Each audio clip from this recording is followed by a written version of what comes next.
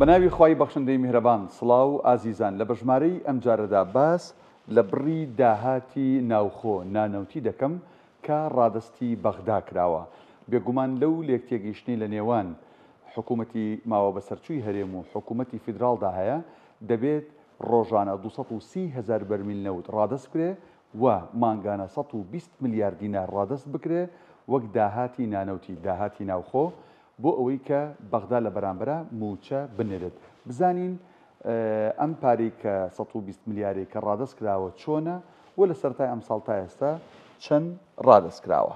باش بڕی داهاتی ناوخۆ بۆ مانگی پێنج تاوان ڕێکوتنەکە وایە بۆ مانگی 5 و 6 دەبێت حکوومەتی ماوە بەسەرچووی هەرێم 120 میلیارد دینار ڕەوانە بکە بەڵام لەم ماوەیەدا لیژنەیەک دێت با بڵێن داهاتی ناوخۆ چەندێکە ڕاستەقینەکەی لە 150 ئەوە دەدرێت بە بەغدا. ئەم 120 میلیارد دینارە بە پێی ئەو دابشکاری با بڵێن لە نێوان هەولێر و سلێمانیدا هەیە چەندەیە ئەم 120 میلیارد دینارە 50 میلیاری لە ئیداری سلێمانیەوەتە لە هەڵەبجە و سلێمانیەوە تەسلیم کراوە 70 میلیاریشی لە هەولێر و دوهۆک لە ئیدارەی هەولێر و دووەک و تەسلیم کراوە کە دەکاتە چەند 120 میلیارد دینار. بزانین چۆن بووە. تاوان 2 میلیارد و 255 میلیۆن دیناری بە تاک هەزار دیناری بووە.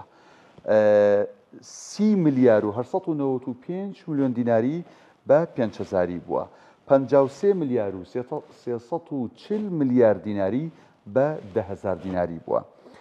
27 میلیارد و 400 میلیۆن دیناری بە 25 بووە. هەروەها 6 میلیارد و 110 میلیۆن دیناریشی بە 50,000 دیناری ڕادستی بانقی ناوەندی عێراق لقی هەولێر کراوە. باش بزانین لە سەرەتای ئەم ساڵ سەرەتای ساڵی 2025 حکوومەتی ماوە بەسەرچووی هەرێم چەند داهاتی ڕادستی بەغدا کردو. مانگی یەک 51 میلیارد و 895 میلیۆن دیناری ڕادست کردو. مانگی دوو 48 میلیارد و 722 میلیۆن دیناری ڕادست کردووە.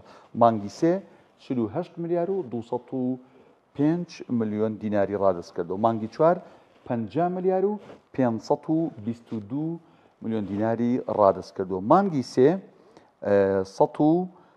مانگی چوار ببرونەوە مانگی سێ نییە مانگی پێنجە بە هەڵە نووسراوە. مانگی پێنج کە ئەم مانگە بوو 120 میلیارد دیناری ڕادست کردو کاڵم ئەم مانگە بوو مەبەستم بۆ مانگی پێنجە ژنە لە مانگی حوتە تەسلیم کراوە. کۆی گشتی هەرێم بە بەغدا لەم ساڵدا 390 میلیارد و 346 میلیۆن و 211,877 دیناری وەک داهاتی نەوتی ڕادستی حکوومەتی فیدراڵی کردووە.